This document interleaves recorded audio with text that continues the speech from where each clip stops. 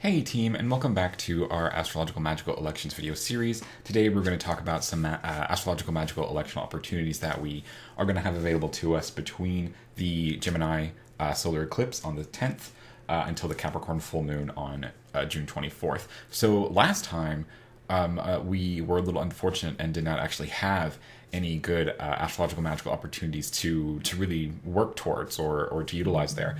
So we spent that time talking about more effective utilization and creation of talismans. So check that out if you missed it last time.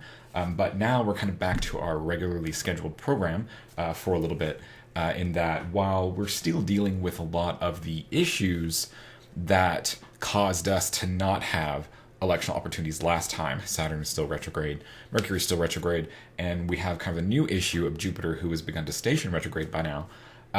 We have been a little bit more lucky in that we can utilize different planets now, to where we do actually have a couple of electional opportunities to talk about for each location.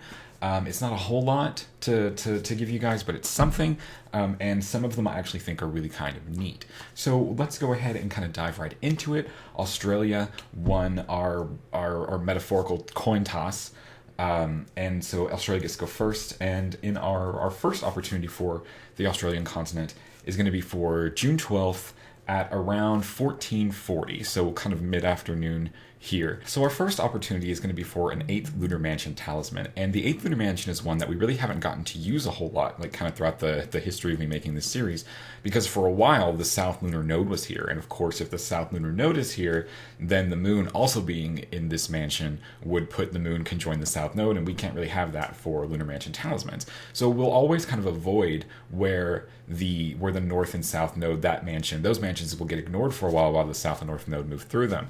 But now that that's moved on, that's now in a different mansion, and so we can now utilize the 8th mansion a bit more heavily. And the 8th Lunar Mansion is one that is primarily associated with victory, or achieving victory. And of course, historically, it was more about, directly achieving victory over another person, and may have had its uses more in the military fronts. We can use it still today for more personal victories, whether they are specifically against another person, such in the form of like contests or competitions, or multiple people, such as in if you were trying to buy a house, having your offer picked above all the other offers, which may be a situation where multiple offers are coming into the same house, or a victory in attaining a promotion, which may have several candidates vying for it, that kind of thing. The 8th Lunar Mansion can be very helpful about that victory and about that success and maintaining it afterwards. So looking at our election for our 8th Lunar Mansion, I actually really kind of like this election a lot. So we have the Moon placed in the 8th Lunar Mansion, very angular on the midheaven, which is great. At this time, she's applying a conjunction to Venus, Venus being a malefic planet, who can give good things, who can provide victory. Mars could also have been an option for a planet for the Moon to apply to, because the Mars is very aggressive and about victory and overcoming. So kind of a different flavor of victory there between Mars and Venus.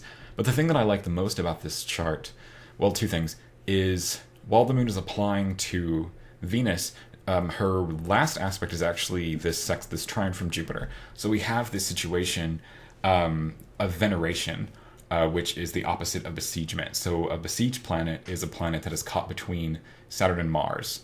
They're difficult aspects.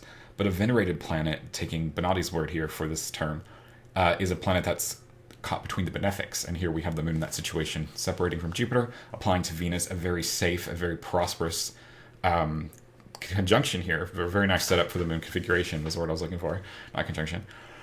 The other thing that I like about this chart is that you have the Moon as the ruler of the 10th house, and she's immediately applying this conjunction to Venus, who is the ruler of the 1st house. And so, of course, the 1st house tends to represent the person who's going to utilize the talisman. And the 10th house, we could, I think this would be a talisman that would be more specifically useful for, career or reputation-oriented victories, or honors. So even things like competitions or contests where you're, given an award of some kind. This election specifically could be very good for, just because of the house setups, and the planets that are ruling what houses and how they aspect each other. So all in all, I think this is a really fantastic 8th Lunar Mansion talisman. The malefics are not involved with it. Saturn and Mars are not involved with it. So the only kind of one imperfection in this chart is actually that the moon and the sun are still kind of close together. It's fine, they are far enough apart from one another for it to not cause a problem. You want to keep them at least 12 degrees apart, and here they're 19 degrees apart, so it's definitely further than that. But I usually like to have the moon having more light when she's in a waxing phase when we're doing these kinds of talismans. So this is just like a baby, very barely visible moon. But I do think that the moon's condition is saved amazingly well thanks to the configurations that she's having with this veneration with Jupiter and Saturn. And I would be more cautious about this talisman's ability to bring about success if it wasn't for the moon actually recently separating from Jupiter and not most recently separating from the eclipse of the sun. So our second and final electional opportunity for the Australian continent is going to be for June 20th at around 14:30. And this is going to be what I'm going to call a choose your own adventure electional opportunity. In a previous video, I talked about the, at times, interchangeability between the fixed stars Spica and Arcturus. They are two prominent fixed stars that, when you project them onto the ecliptic, occupy the same degree of 24 degrees Libra. So having the moon here kind of opens it up to being either a Spica time or an Arcturus time. And typically what influences that is what planet the moon is applying to. Spica is helpfully of the nature of Mercury and Venus, and Arcturus is of the nature of Jupiter and Mars. So if the moon is in 24 degrees or applying to 24 degrees Libra, and is at the same time applying to Venus or Mercury, then that's more of a Spica talisman. That's what that's for. But if at that same place at 24 degrees Libra, the moon is applying to Jupiter or Mars, then it is an Arcturus talismanic opportunity. And I had a fun instance in a previous video not too long ago where one location on Earth got to pick one or the other just because the location and the timing was that the moon was very close to perfecting with one planet, and if you waited, she would separate from that and apply to a different one, so you could have kind of either or. And here for this Australian chart, you have something kind of similar. I guess not really similar now that I think about it. But instead of the moon applying to one planet who is of the nature of one of the stars and then immediately applying to the next one, that's of the nature of the other star, here we have the situation where we have the moon in 24 degrees Libra with 24 degrees Libra on the ascendant, and the moon's actually applying a trine to the sun. So the sun, in this instance, is a planet that could fit in some way both stars, focusing in on kind of what they try to do.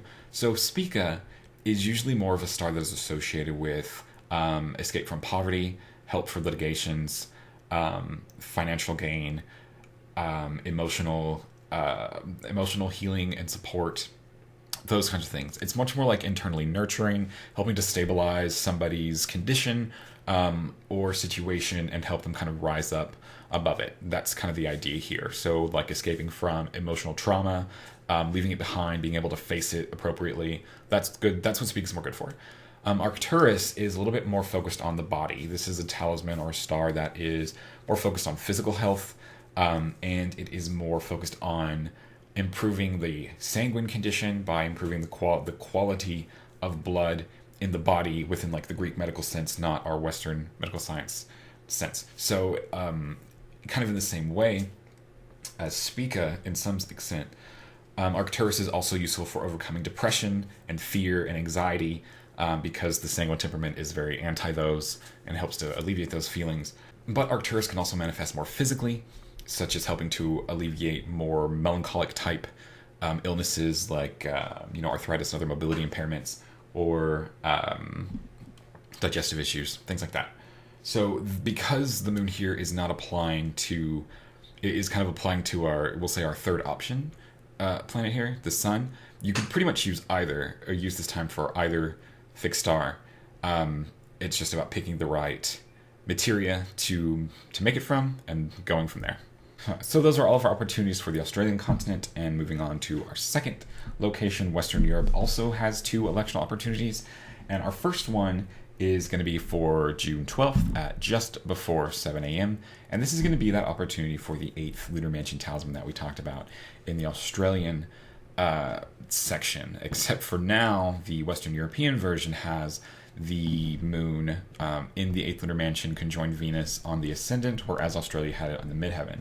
Still, we're separating that trine from Jupiter, and the 8th lunar mansion is one that is primarily about victory and overcoming, or being awarded things for being victorious. So useful, of course, for obtaining awards and honors, and for beating out the competition for those awards and honors, being recognized for one's achievements, overcoming an adversary in some way, whether that's, a competition where you're against another person, or litigation where you're against another person, or any other sort of like a personal feud. The 8th lunar mansion can help you to do that. And here we're still counting on those connections with the benefic planets to be able to provide that and to provide safety with this venerated moon caught between the aspects of Jupiter and Venus. And this one is in the Australian version, I talked about how that one was probably better attuned for like competitions and overcoming and being awarded something, whether that's like a job or like an actual honor, or things like that. This one, I think, is a little bit more attuned to like the other side of it, where it's more about overcoming another person and being better than another person.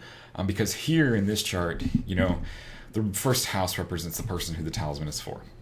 So we have the moon here, who's very strong in her sign of domicile. She's very angular. She is connected with two nice benefic planets, right? Then on the other side of this, you've got the ruler of the 7th house in Capricorn, as Saturn here in Aquarius, which sounds good. It's a domicile, but then Saturn's retrograde. Saturn's very cadent in the 9th house, and there's this like mutually applying Saturn-Mars opposition happening.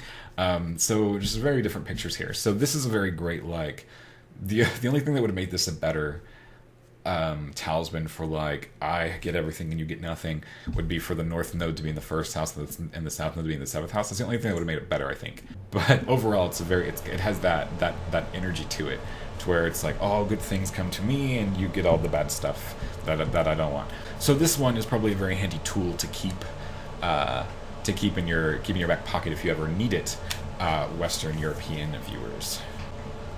So our second and final electional opportunity for the Western European continent is going to be for the next day at about an hour and a half later, at now 8:30, and this is going to be an opportunity for a Procyon fixed star talisman. So Procyon is the star that is in the mouth of the little dog. And Procyon is kind of an interesting star in that it kind of has 3 distinct aspects of it, or kind of like 3 distinct powers associated with it. The first is that it is used primarily to get favors from people who are in authority positions over you. So very useful for, like seeking a promotion or a raise, or getting notice from people that are in the community that you work in.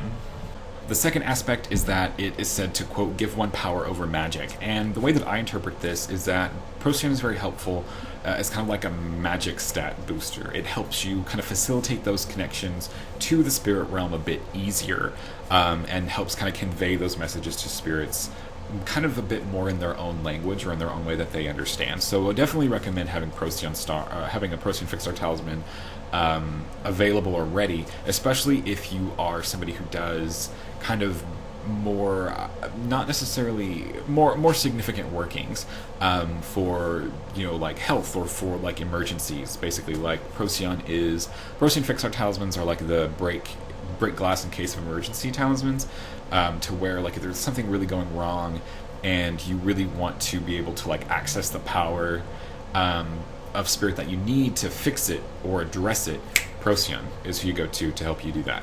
And the third aspect is that it helps preserve health. So it has this very preventative medical aspect to it. So looking at our election here, we have the moon applying to the conjunction of Procyon, which is now rising over the ascendant, and Procyon is of the nature of Mars and Mercury. So at the same time, the moon is applying this conjunction with Mars, who's in the 1st house. So my concern here, we have our framework, our basic framework of a Procyon fixed star talisman. The moon's in the ascendant or the midheaven. She's applying the conjunction to the star, which is on the ascendant or the midheaven, and then she is immediately applying a planet who is of the nature of that star. In this case, Mars, which is of the nature of Procyon, one of them. And we're otherwise unafflicted, right? Saturn's not. This opposition is really far away. Don't have to worry about it so much. And Mars isn't combust or anything like that.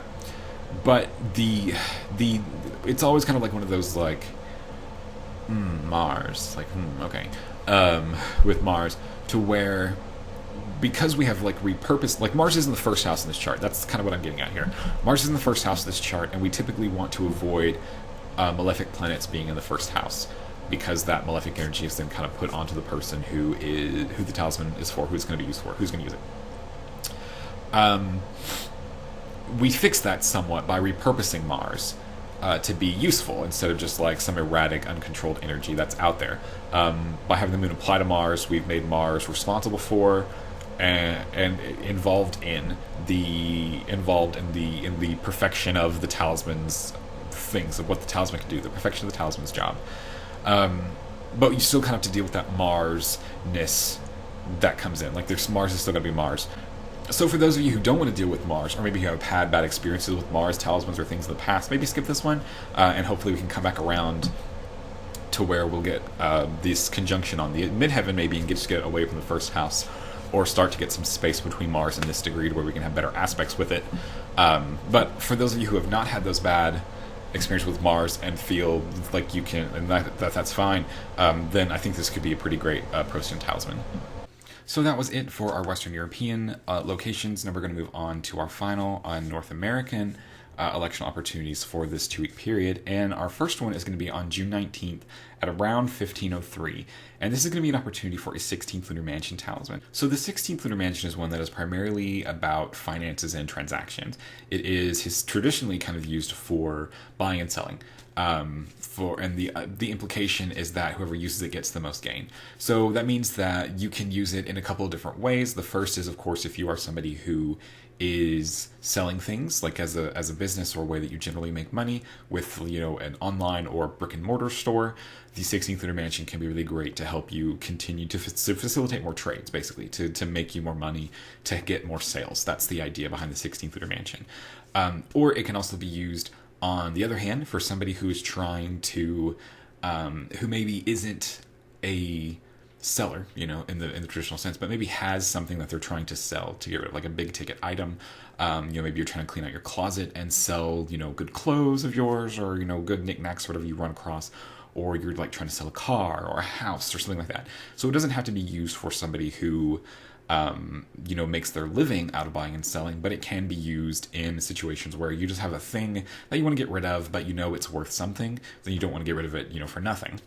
It can be really helpful. It can also be used on the flip side of that, to get good deals from things, like, to be the buyer, basically, and get a good deal from a seller. You can also use it that way, so keep that in mind. And so our electional setup for this is actually very simple, in that we have the moon in the 16th Lunar Mansion here on the ascendant, and she's applying a square to Venus on the midheaven. And this is of course, they're a mutually received square, which makes it even better.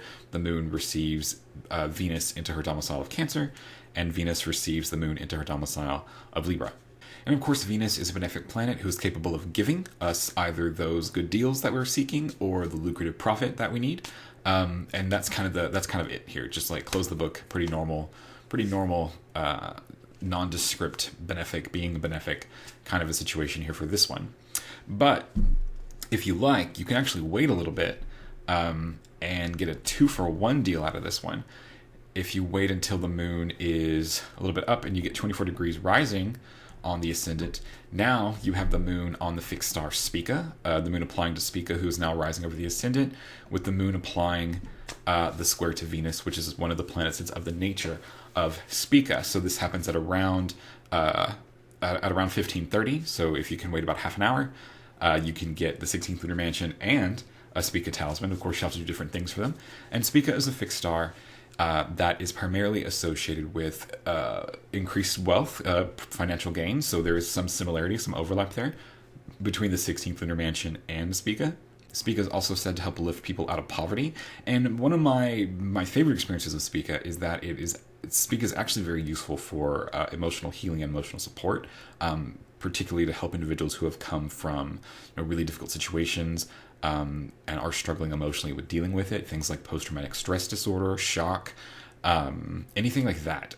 Spica can be really helpful in providing that very kind of calming presence and reassuring presence to help people work through a lot of those feelings they may be having, especially things that are surrounding like fear. Speaking can be very helpful with, of course, more conventional therapeutic means as well. But Spica is a really great star to have as an ally. I really recommend Spica talismans. Whenever we get Spica elections, are always really great. So that's it for our electional opportunities for this 2-week period. Not a whole lot going on, not a whole bunch of activity for this time, but definitely more than was happening last lunation. Just a couple of options for the different locations, and kind of a nice, different, unique flair for each one of them. So definitely look into them for your location, see if you can make them work.